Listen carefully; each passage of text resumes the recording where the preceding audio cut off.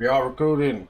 Hi guys and welcome back to another video here, and today what we're going to be working on today, I know this has caught me out, probably caught you guys out as well. The race is meant to be dry. You turn up, you're about to go to the grid, and Lord behold, thunderstorm. It is hammering it down. So what we're going to be working on today, how to transition your dry setup, if you don't have a wet setup days already, how to transition your dry setup on the grid to a fully workable, a raceable wet setup. Okay, so that's what we're going to be working today. What I'm going to do, I'm going to go out on my dry setup. We're going to do a few laps. We're going to skip into the race now, and we're going to go from there. We're going to do a few laps, see how oversteer is. Then I'm going to talk you through the adjustments I make on the line. You may, if you watch my channel, you probably seen me do this a couple of days ago in the McLaren, and we got pole position with these few changes, literally, in the McLaren at Mazzano. So let's skip to it. We're going to skip to the race. We're going to load up a full dry setup. We're going to do the first few laps. And then after that, what we're going to do, guys, so I'm going to show you right now. We are on the default, well, not a default dry. This is just a race dry setup that I have. As you can see, fully ready to go for dry. And what I'm going to do right now, we're going to put wet tyres on. And the first thing I do, so in any endurance race or anywhere, I always run 2-2. You know, this is the go-to, the norm. You know, 2-2. They don't lock up. 1-1 is very aggressive braking. It locks up. It actually increases the braking zones because of how aggressive they are. They you know, 2-2, a little bit less braking power, so you don't lock up as much. You know, but that's all we're gonna do right now. We don't have no tire pressures. 22. They're pretty low actually. So we're looking for 30.0 PSI. So I'm just going to increase them 1 PSI all around. Right? 27.7 and 28.3. That's all we're going to do. I'm going to leave my dry setup totally the same. And then what we're going to do, we're going to see what lap times we can do. Oh, okay. As well, guys. Before I forget. I always run 6.6, 5 ABS. And we're going to leave the brake bias, so I'm just going to run the standard. And this will work on any car as well. This really does work on any car. 30 seconds. 30 seconds, okay, let's go. And we're going to see, so we're going to leave the conditions the same. And you've got to remember as well, guys, this is maximum rain.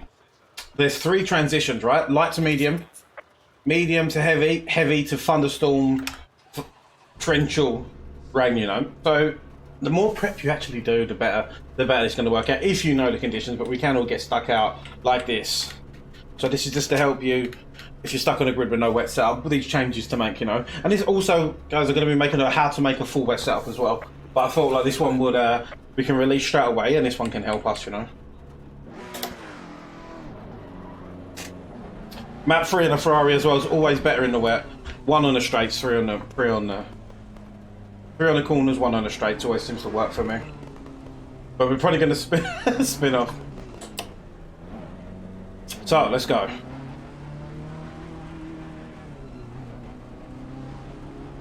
We're going to do a few laps and just see what we can do. Just the overall balance of the car. Let's see what it's like. Now this is the heaviest rain we can have. You know, it's very heavy rain. Track's absolutely flooded. So I thought this is what we're going to be doing today. Just doing the extreme, what I would do to make an extreme wet setup. And then, you know, these changes, you just make them a little bit less, you know, a little bit more minimal. So you won't lose as much dry pace just in case it does transition back. So as we can see, through Maggots and Beck, it's very oversteery already.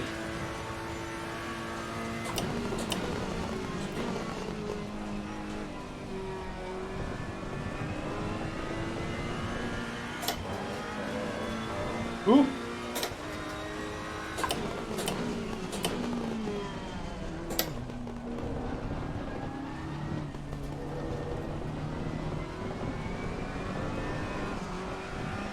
On the curve a little bit there. Oh! As you can see, very oversteery.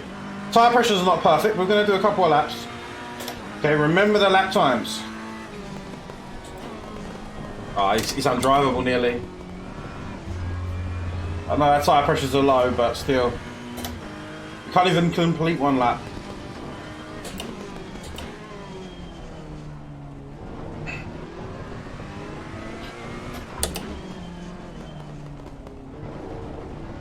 I think we all get the idea, right?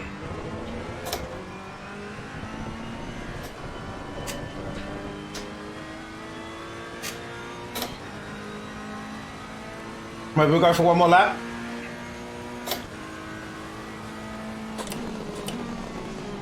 See, we're just locking up. The car will not stop. This is our full dry setup right now, guys, as well.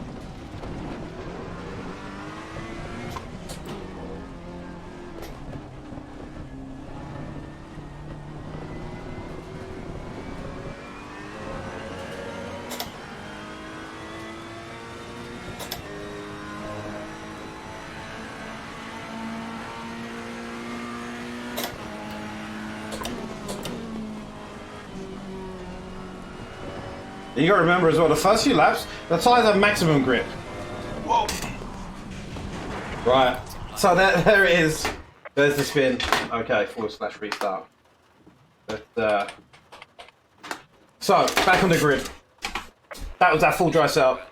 Now we're gonna transition the changes. So this is what I do if I'm ever stuck. Okay, we're running back swing already.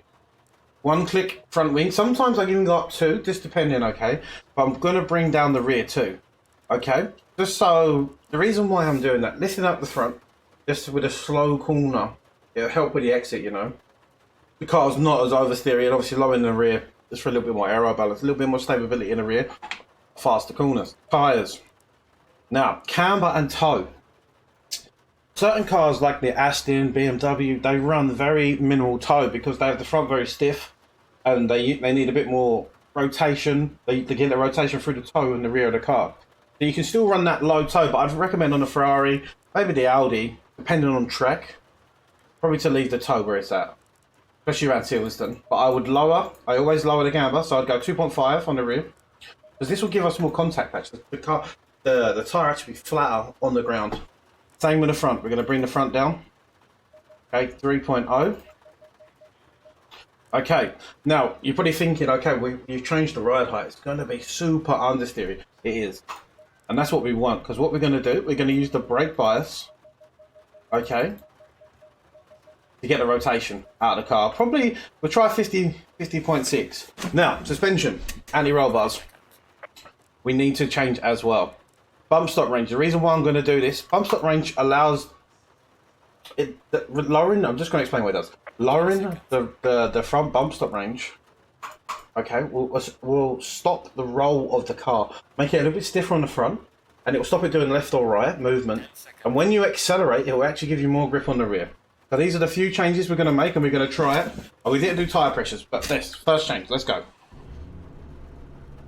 So we've done them few changes. Let's see what the difference is now. We didn't touch no anti-roll bars this yet. We just made these few changes on the line. Sorry about that, window wipers. And now let's see. Let's see what. Let's see if it's drivable. So it wasn't even drivable before. I wish that countdown was a little bit longer. It doesn't matter. We're just going to do a few laps just to test these changes. And we're going to go in and we may need to change the anti-roll bars just to see.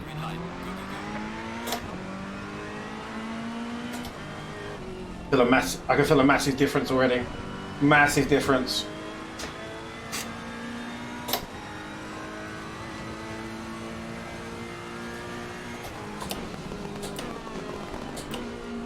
So you're probably thinking, some people lower the rear toe, and they do.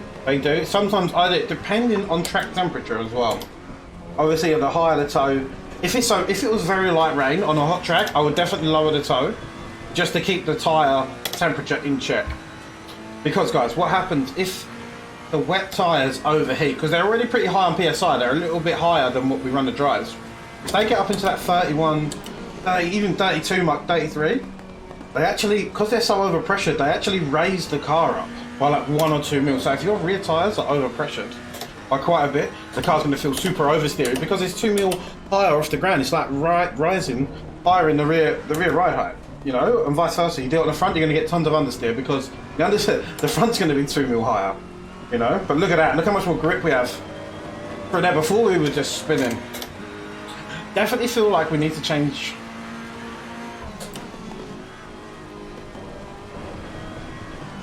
Oh, a little bit there. Okay.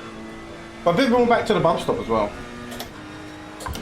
The bump stop on the front, if I'm in the dry, it helps with rotation, obviously allowing the car to squat down as well a little bit, just to give you a little bit more straight line speed, also for suspension and dampening. You guys probably know all this already anyway. But in the wet, you want to stop that movement. You want to stop that roll of the car. So I always run 0 bump stop on the front in the wet. Always.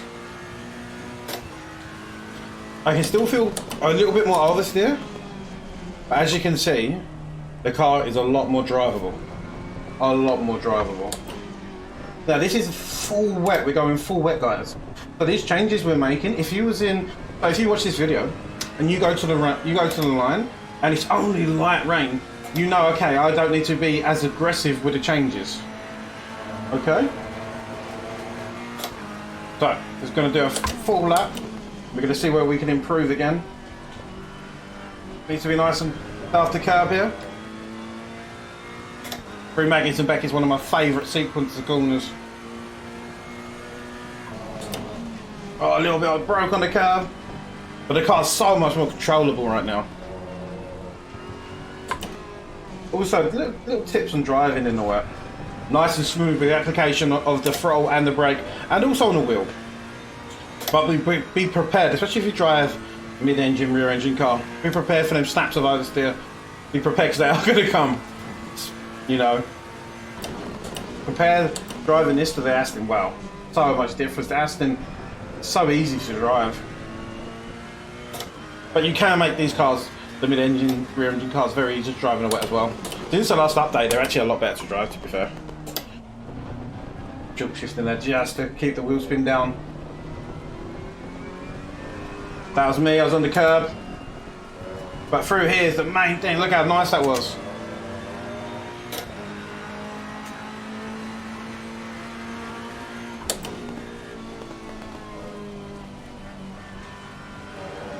A little bit deep there, just a little bit too fast into the corner. But it's still a tiny bit of oversteer on throw. So that's probably preload. That's what it is, preload. And ARB. Okay. But like there we can see the car just starting to lean. As we lean on it, we're getting that oversteer. So the car's just a tiny bit too stiff. Keep braking too deep there, that's on me. Just locking up the ABS complete there. Turning as I'm braking.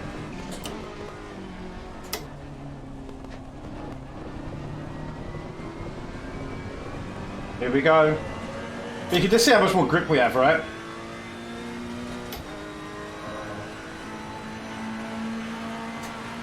And there we go, 216. Okay, that's with full tank of fuel as well, so it's not too bad. And the tyre pressures. So guys, tyre pressures, you have to make sure these tyre pressures are at 30s. You're really looking, because the same with the dry optimal pressure 27.5s, there's such a small window now.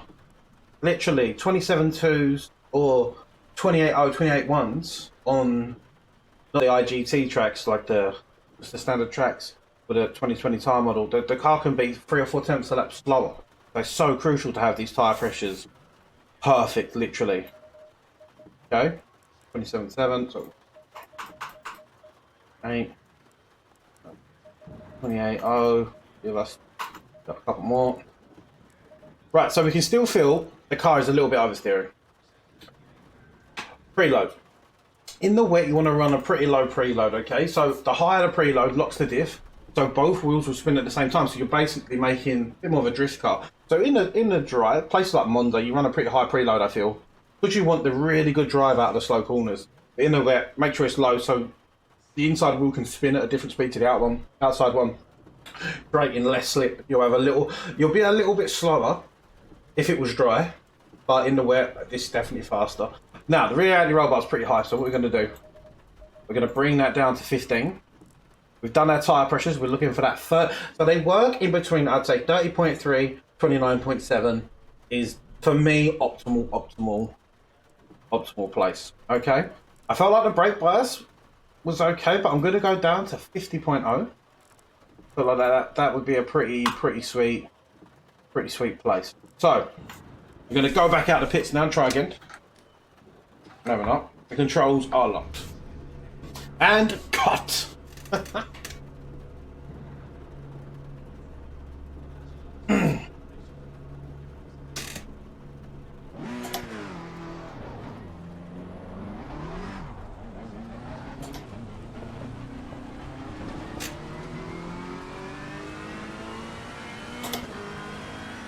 So back out on track with these final adjustments.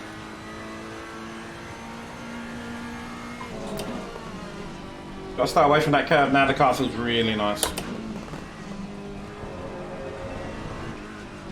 And like I said, guys, I'm going to be doing a tutorial on how to make a full wet setup as well. But these are the adjustments that most people make on the line, you know, and I'm just showing you what they do and how they affect the car, you know. So these last adjustments, a little bit of rearward brake bias. We've done the tyre pressures and we lowered the rear anti-roll bar just to make it a little bit softer. I felt like it was too stiff on the rear through some of the slow speed corners. But look, there's so much grip compared to earlier. Feels like a different car, look. You're always going to get a little bit of oversteer through them.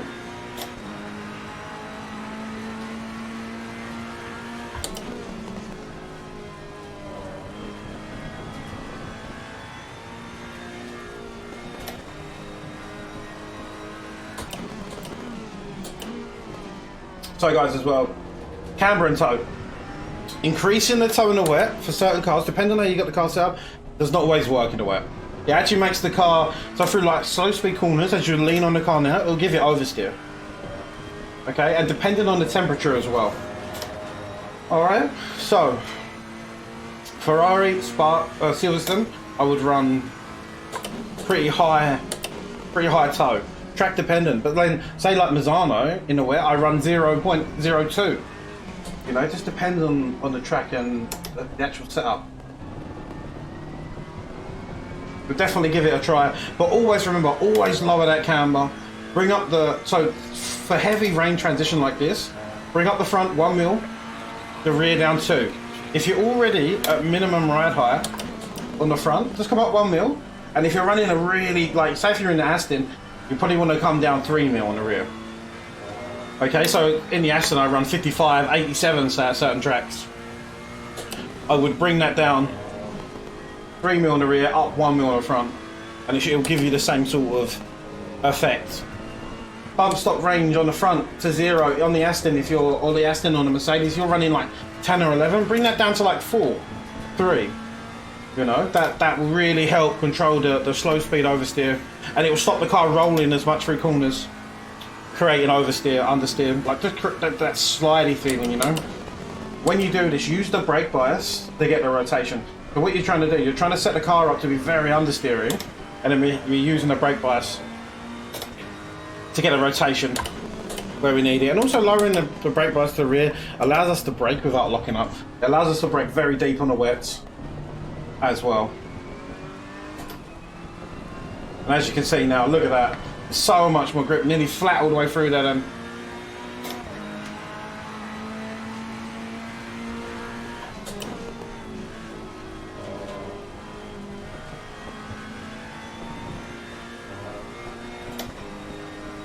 Yeah.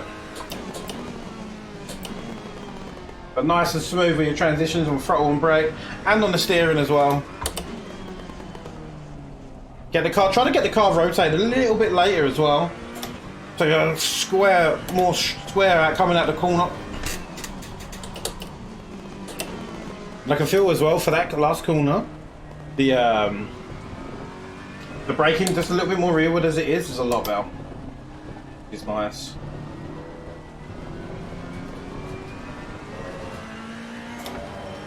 Right, let's see if we can put in a fast lap. The rights are a little bit higher. And watch through here as well in Silverstone. A very tricky puddle that can come up there and bite you.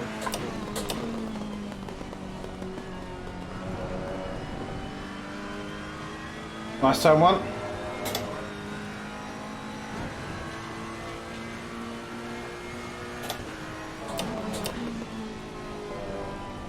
Still a little bit obviously, but this is full wet conditions. I'm pushing pretty hard right now as well.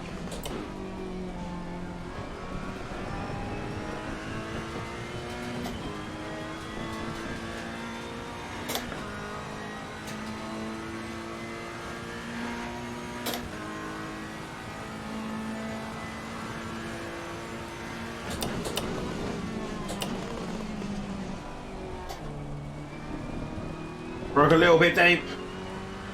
Okay though. But I feel comfortable, like with these changes, I feel comfortable where I can actually push now. Where before it was just survival. Literally with that setup. You know, and when it's like that, it's just, you're not even racing. You're just trying to battle against to survive, you know? That's it.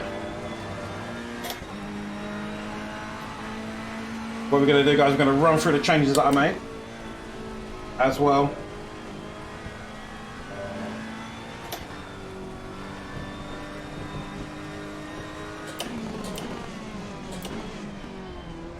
Oh, a bit chaos, it's okay.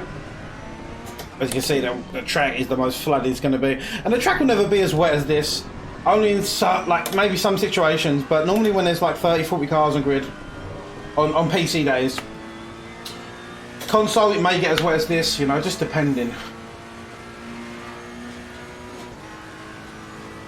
And now look at the braking with a brake bias a little bit more rearward. So much better, a little bit more oversteer. We still broke a little bit deep. Get it slowed down here. Out of the last corner, get on the throttle.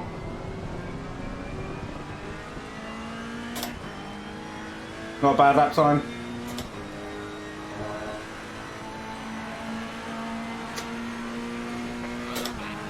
So there you have it, guys. 2:15.5, full tank of fuel. And that's what I do to transition myself. So what we're going to do, let's do a quick recap on what we changed. So we got our full wet setup. This is what you're going to do on a line. We're going to go through one to the other. You're going to lower the camber. Okay, so if you're running, I think I was running 3.6 or 3.8 on the wet. I normally go down, so tight tracks like Nürburgring, Misano, I probably run 3.2. Okay, bar Monza, Bathurst 3.0. The rear 2.5. That's like tracks like this. Nürburgring, I probably run a little bit more, maybe just like 2.7. In between that 2.5, 2.7 range. Okay, electronics. PC, I always go up. So Ferrari, I like 6.6 or 5.5. I'm at Monza, places like that, probably be 5.5. Here, 6.6. In the Aston, I run at 4.2, maybe 4.3. Mercedes, I like 5 or 4. McLaren, for me, 3. ABS in the wet, it does differ. So we're in, as you can hear the thunder. We're in the heaviest rain conditions you're going to run. So I like 6 in these conditions. In between, and even in light rain, I'm probably at that 6 or 5 mark. But the heavier the rain, probably go up to 6, back down to 5. Okay, fuel. In the wet, guys, wet tires, you can do 2 hours on at most tracks. Probably the only one who probably struggle is Misano because it's very high. It's the surface there is like cheese rater. You know, it just shreds tires. But most tracks like Silverstone, if you go back to watch my past videos, we do 2 hour stints on one set of on wet, sorry. So I always run full fuel, and then at the first pit stop I'll only take fuel. I always run 2-2 brakes. 2-2 brakes are the best for the wet. They're not as aggressive, you don't lock up as much, saving the fronts, and they decrease the braking zone. 1-1, too aggressive, locking up, going into the ABS, increasing your braking zone. Okay, mechanical grip. Bump stop 0. So front engine cars, I always go down to 0. This, the Audi, McLaren, I like 0 in the wet. Whatever wheel rate I'm running. Okay. Brake bias. Always lower it. So I like 50.5 in the Ferrari. I think I went down to 59 in the in the Mercedes and in the Aston. I like it around that range. The reason, so it's going to be different depending on your drive setup. Okay, like we didn't even mess with a spring rate. Like literally, this is if you're just stuck on a line and you need a quick fix. Okay, I'm gonna show you how to make a full wet setup. Don't worry, but you may have to mess around on them opening laps to find the right brake bias. So I run say 55, 54 in a Ferrari. I like 50. I go down nearly 4 full points. Okay. So bump stop range down to 0. Lower the rear anti-roll bar 3 or 4 clicks, and lower the preload as well. So if you're running say 120 or 40, you're going to go down to 8. The lower the better, really, depending on if it's going to stay wet for a very long time. Okay. Aero. So we was running this in the dry. I went up 1 click and down 2 on the rear. Now, if you're running, make sure you're always running. So it's this heavy rain, guys, full aero, no matter what. Okay, whatever car you're in, just max that aero out. The way you go. If you're running the Aston, so normally in the Aston you're 55 and you're like way up on the rear, like max on the rear. What you're going to do, you're going to come up 2 clicks on the front, and you're going to go from like probably 85, whatever, you're going to go down to about 75, maybe 76. Okay, because you've got quite a big brake bias you can play with on the Aston. So mid-engine cars, up, I'd say up 1 click on the front, down 2 on the rear, maybe 3. Aston, we're going to come up 2 clicks on the front and down 4 or 5 clicks on the rear, depending. If it's heavy thunderstorm, probably going to come down 5 clicks. Okay, so there you go. There you have it, guys. What I do in the rain as well. Make sure as well, guys, that you try to find out what the wet engine map is as well. So engine map 3 on the Ferrari is meant to be the dry race map, and I find that absolutely perfect in the wet. So make sure to have a play about with the engine maps, because they do actually make a difference. Engine map 1 in the Ferraris are so aggressive, you actually lose time because it just makes the rear wheel spin up, the TC kicks in, and you actually lose time at the corner. So make sure to play about with that. But there you go, there you have it, guys. Just a quick run through to do what to do if you're stuck on the line and you need a quick fix to transition your dry setup to wet. Okay, thanks for watching, guys. I hope this helped anyway. Let us know. Make sure to comment down below. Make sure to hit that sub button, turn them notifications on, and make sure to join the Discord, guys. Alright, guys, bye.